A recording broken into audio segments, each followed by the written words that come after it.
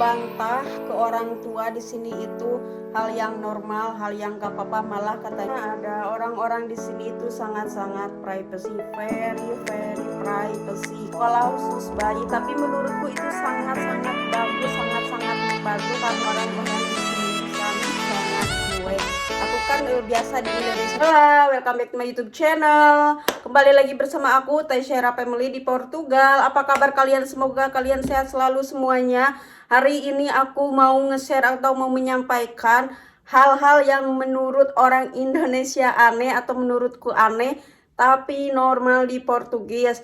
Oke, tapi ini menurut aku pribadi ya, koreksi sedikit jika aku ada salah atau salah menyampaikan. Yuk tonton terus videonya sampai habis dan jangan lupa like, comment, subscribe, dan share. Selamat menonton.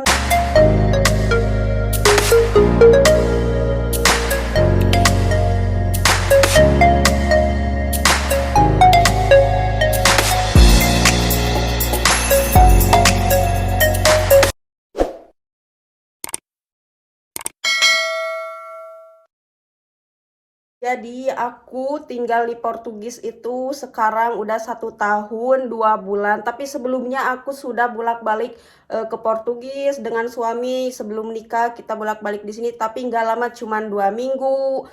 Balik lagi ke Indonesia. Jadi yang menurut aku bertanya-tanya pas pertama aku ke sini adalah pergantian malam di waktu musim dingin dan panas itu beda. Di waktu musim dingin itu normal ya, jam 6 udah malam atau setengah 6 itu udah gelap, udah terbenam matahari. Tapi kalau di musim panas beda banget. Jam 9 itu baru terbenam matahari. Atau kalau panas banget itu jam 10 baru terbenam matahari. Nah, makanya kalau puasa di sini itu benar-benar lama, mungkin lebih dari Indonesia lamanya. Di Indonesia kan jam 6 terbenam matahari. Di sini jam 10 kalau musim panas itu baru terbenam matahari. Setelah aku searching di internet, cari-cari informasi, ternyata tidak hanya di Portugis saja, di semua Eropa. Pokoknya di yang punya cuaca 4 musim, musim dingin, musim panas, musim semi, musim gugur, itu pasti pergantian waktu malamnya itu beda, tidak sama ya.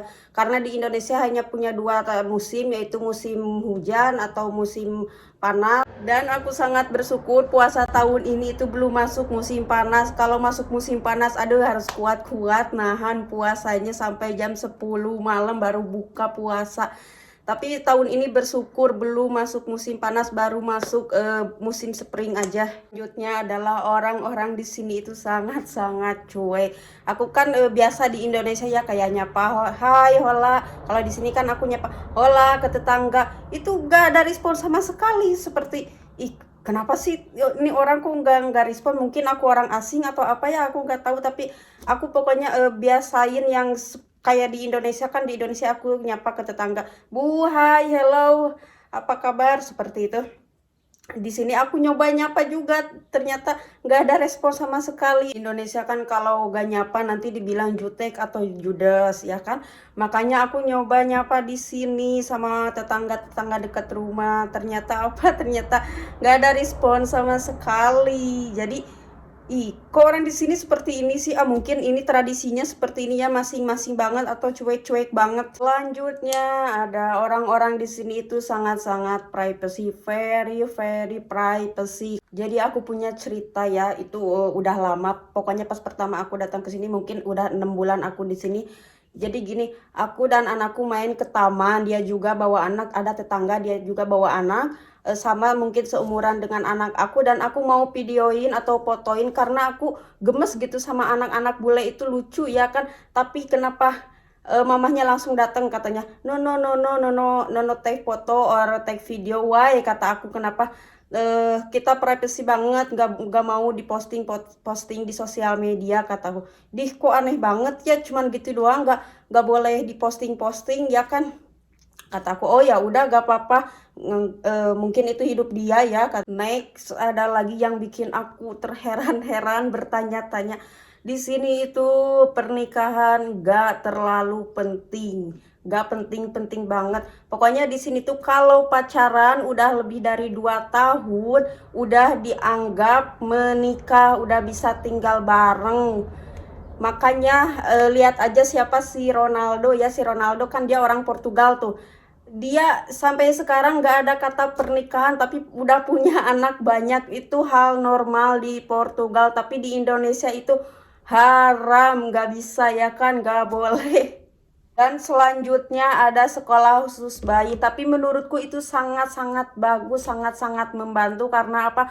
Karena orang-orang di sini tuh pada sibuk kerja ya, suami istri sibuk kerja, pulang jam 6. Jadi anak-anak bayi itu dititipin di sekolah. Jadi itu kayak penitipan tapi berbasis sekolah. Di Indo kan masih dititipin ke neneknya atau ke tetangga, tapi di sini nggak bisa sama pemerintah. Jadi sama pemerintah setempat disediain penitipan bayi berbasis sekolah. Menurutku itu sangat-sangat bagus karena mungkin bisa aman, bisa sambil belajar juga untuk bayinya, seperti itu. Kan kalau dititipin ke orang lain itu sedikit takut ya, takut kita kan nggak tahu kan, kita nggak lihat langsung. Jadi takut aja, kita takut terjadi apa-apa di belakang kita. Selanjutnya ada sekolah rata-rata di sini pulang jam 6 sore. Menurutku itu lama ya. Di Indonesia pulang jam 4 atau jam 2 siang aja udah pada ngomel-ngomel. Dulu juga aku gitu, aku pulang jam 2 siang ngomel-ngomel, lama banget sih ini sekolah kata aku gitu. Tapi di sini pulang jam 6 sore karena apa?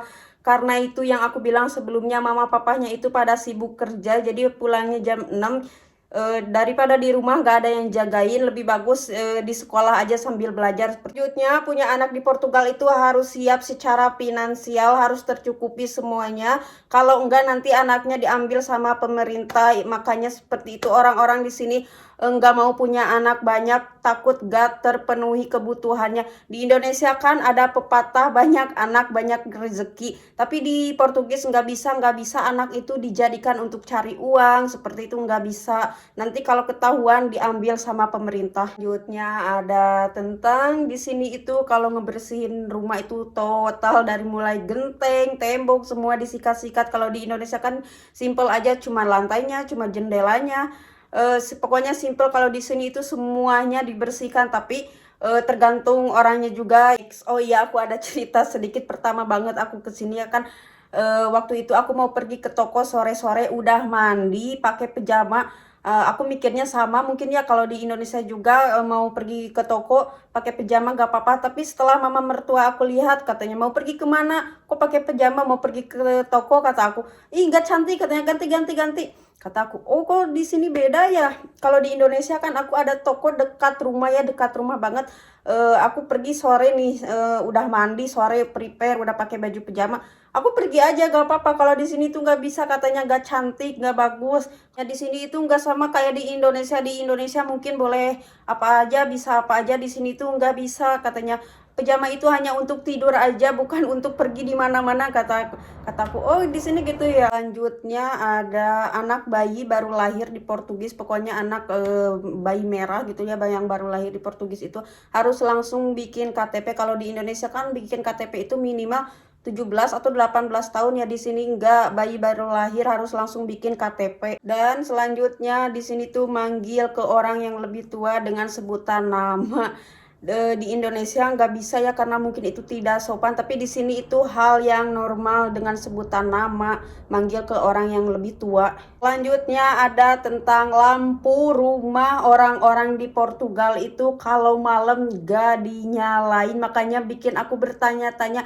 Di Indonesia kan kalau malam itu bagusnya dinyalain, takut hal mistis atau takut ada rampok atau apa ya. Di sini itu nggak, cuma lampu dari jalan aja. Makanya aku bertanya-tanya kok di sini gelap gitu gak dinyalain. Kalau malam di Indonesia kan dari malam sampai subuh dinyalain. Tapi katanya itu bagus untuk menghemat energi. Next lagi ada sekolah di sini itu nggak pakai seragam, semuanya pakai baju bebas. Karena mungkin punya 4 musim, jadi ganti-ganti baju, ganti musim ganti baju seperti itu. Di Indonesia kan semuanya pakai seragam ya. Selanjutnya ada tentang ngebantah ke orang tua di sini itu hal yang wajar katanya. Kenapa? Karena katanya gak apa-apa, mungkin punya pemikiran sendiri, mungkin untuk mengekspresikan diri dan untuk belajar tegas. Kalau di Indonesia kan ngebantah ke yang lebih tua itu atau ke orang tua itu nggak bisa, nggak sopan, atau bisa dibilang kata Sunda mah pamali ya kan.